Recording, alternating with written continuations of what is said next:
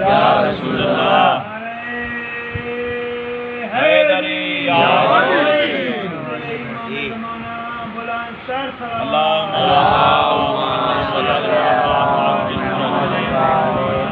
ماہ ذیقعدہ ہے اور یہ مہینہ جو ہے میرے مولا امام علی رضا علیہ الصلوۃ والسلام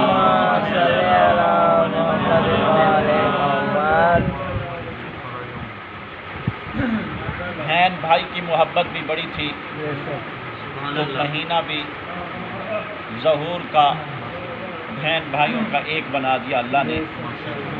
یکم کو معصومہ دنیا میں آئی اور اسی مہینے کی 11 کو سرکار رضا بادشاہ دنیا میں آئے، اور اسی حوالے سے میں دو جملے آپ کو ارشاد کرنا چاہتا ہوں۔ میں نے جو آیت پڑھی ہے وَكُلَّ شَيْءٍ أَحْصَيْنَاهُ فِي إِمَامٍ مُبِينٍ، کائنات کی ہر چیز کا علم امام مبین کے اندر ہے۔ امام مبین جو ہیں وہ کائنات کی ہر چیز کا علم، ہر شے کا علم رکھتے ہیں، چاہے وہ چیزیں ظاہر ہوں یا باطن میں ہوں، تحت و صراط میں ہوں یا عرش اولا پر ہوں۔ امام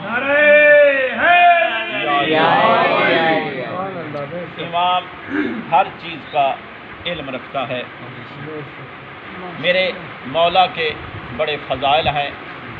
اس سے قبل میرے رضا بادشاہ فرماتے ہیں،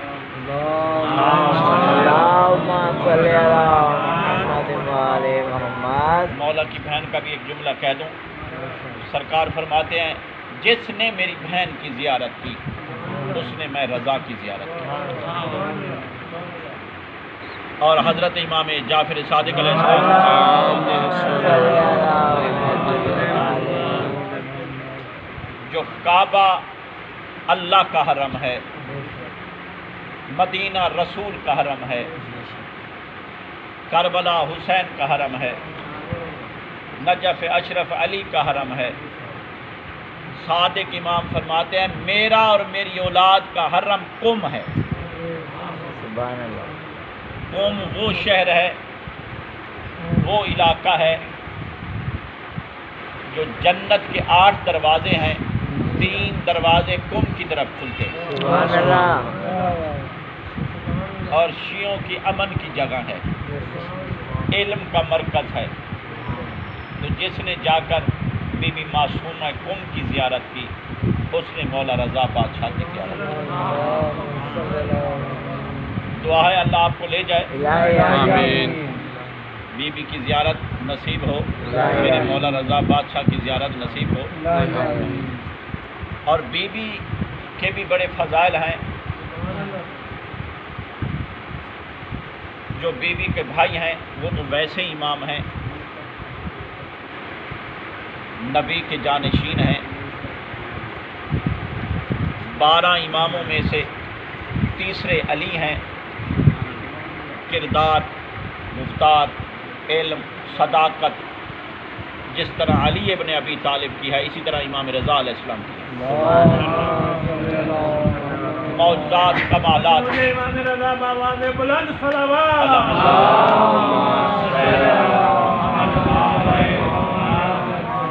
بی بی کی جس نے زیارت کی اس نے مولا رضا کی زیارت کی۔ امالی شیخ صدوق میں سرکار میرے مولا علی ابن ابی طالب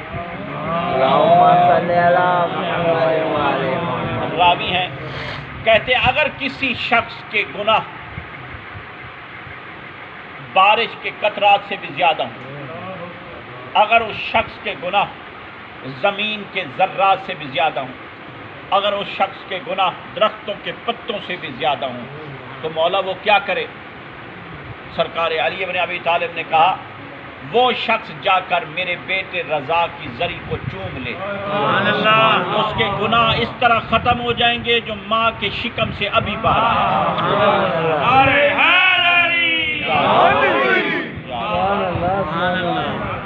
ماں کے شکم سے ابھی کیا ہے؟ باہر آیا ہے۔ گناہ اس طرح ختم ہو جائیں گے۔ اور جنت کا ٹکڑا ہے، یہ پیغمبر اسلام کی حدیث ہے۔ جو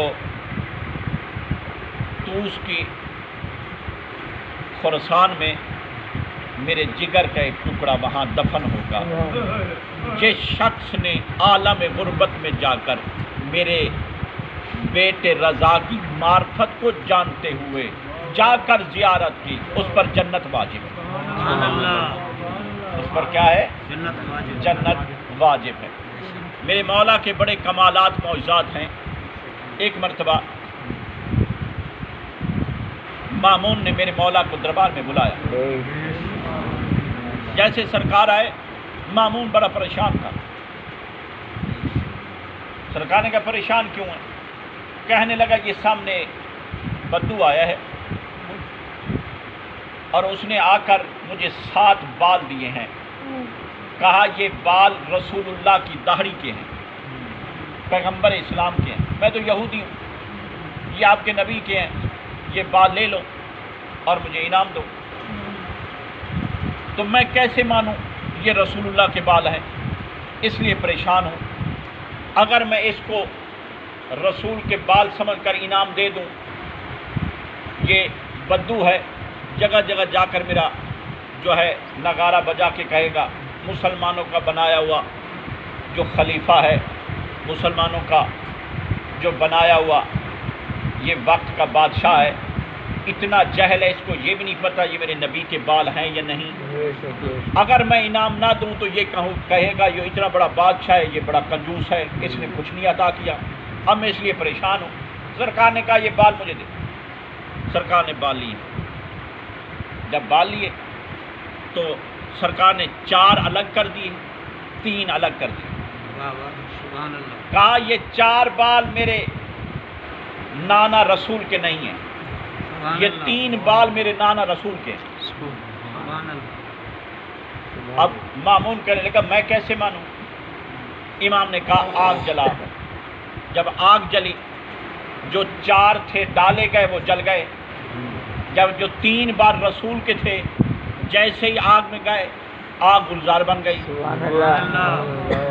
جن کے بالوں سے آگ گلزار بن جائے ان کا مجسم کتنا مقدس ہے۔ سبحان اللہ۔ نعرہ حیدری۔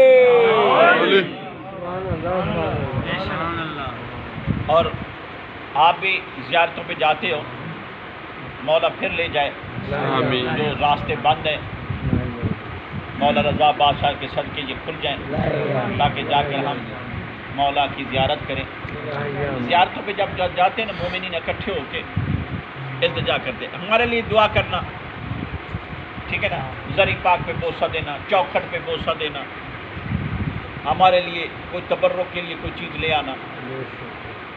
تو ایک مومن زیارت کے لیے جا رہا تھا، جس بستی سے گیا پوری بستی اکٹھی ہو گئی۔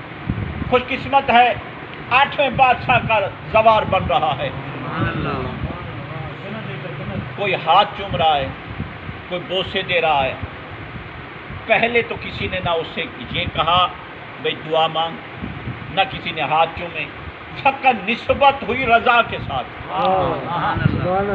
تو وہ مومن، عام مومن اتنا مقدس بن گیا، تو پوری بستی اس کو جو ہے عزت احترام کے ساتھ روانہ کرنے لگی۔ تو اس بستی کا ایک نبی نہ تھا، اس نے کہا جنت کی وادی میں جا رہا ہے، کائنات کے بادشاہ ہیں، وہاں سے نہ مولا کے حرم کی تھوڑی سی مٹی لے آنا، کیونکہ جنت کی مٹی ہے۔ میں یقین سے کہتا ہوں وہ مٹی میری آنکھوں میں آ گئی تو مجھے بینائی مل جائے گی۔ وہ چلا گیا، زیارت کی، جتنے دن سرکار کا مہمان رہا۔ اس کے بعد جب واپس لوٹا تو مٹی اٹھانا بھول گیا۔ بستی میں پہنچا، لوگ جمع ہو گئے، کوئی پیشانی چومتا ہے، کوئی آنکھوں پہ بوسہ دیتا ہے۔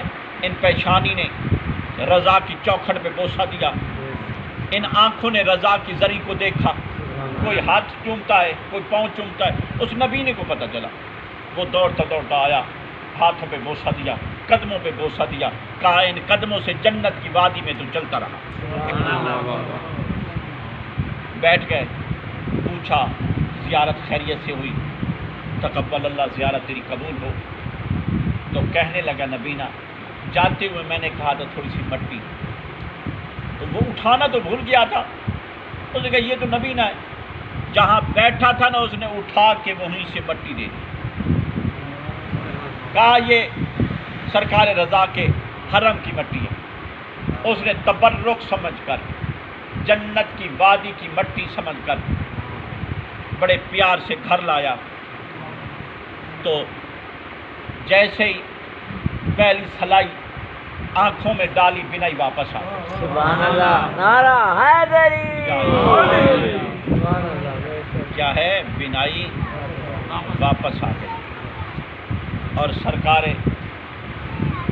کیونکہ کامل الایمان تھا، یقین اتنا ہونا چاہیے، سارا دار و مدار یقین پر ہے. اور سرکار بھی فرماتے ہیں سب سے افضل جو عبادت ہے وہ یقین کی عبادت ہے. نماز پڑھو، پتہ نہیں قبول نہ قبول، یہ نہ کہو، یقین کامل سے کہو یہ دربار الہی میں پہنچ گئی.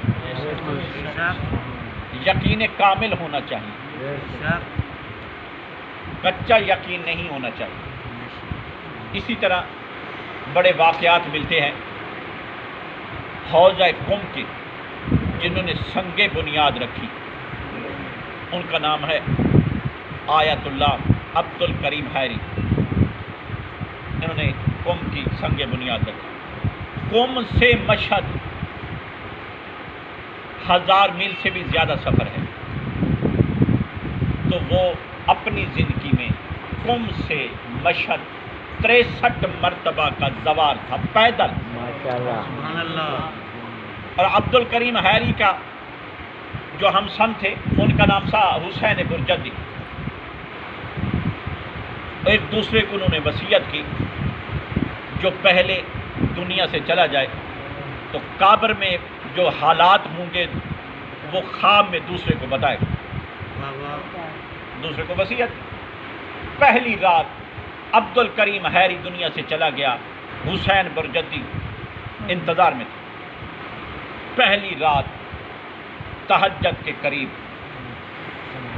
عبد الکریم حیری خواب میں ملے. حسین برجدی نے کہا مبارک ہو، تو نے قبر میں مرشد علی کی زیارت کی ہوتی، کیونکہ قبر میں مرشد علی آتے ہیں. کہنے لگا ہاں میرے مولا علی بھی آئے تھے، 14 کے 14 آئے تھے، لیکن سب سے پہلے میری قبر میں مولا رضا آئے. سرکار رضا مولا نے کہا عبد الکریم حیری تو پیدل 63 مرتبہ کا میرا زوار ہے. کتنا؟ 63 مرتبہ. اور میں رضا 63 مرتبہ کا تیرا مقروض ہوں. یہ ایک مرتبہ آیا ہوں، پھر 62 مرتبہ تیری قبر میں پھر آنا ہے. کتنے کریم ہیں، لاجپال ہیں، کسی کا ادھار نہیں رکھتے. اور میرے مولا کا روزہ جو ہے وہ 4 مربع سے بھی زیادہ ہے. بڑے بڑے حرم ہیں، 24 گھنٹے نماز ہو رہی ہے، عبادت ہو رہی ہے، لوگ فیض حاصل کر رہے ہیں. جنت کی وادی ہے، عرش سے فرشتے آتے ہیں زیارت کے لیے جو سرکار کی زیارت کر رہے ہوتے ہیں. سونے کے دروازے ہیں، گنبد پر نور سونے کا ہے.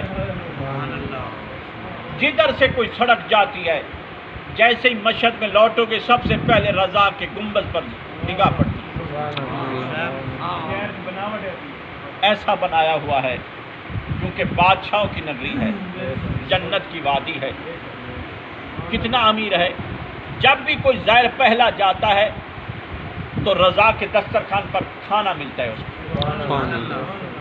جتنے خدام ہیں وہ بھی کھانا کھا رہے ہیں، وہاں کے لوگ بھی کھانا کھا رہے ہیں، علماء، طلباء، زائرین.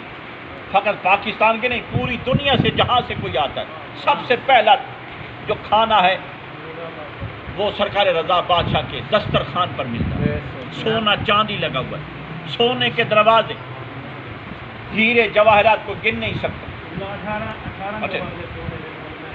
تو شفا خانے بنے ہوئے ہیں سرکار رضا کے. پھر ہر نمازی نماز کے بعد کیوں کہتا ہے زیارت میں السلام علیکہ یا غریب الغرباء؟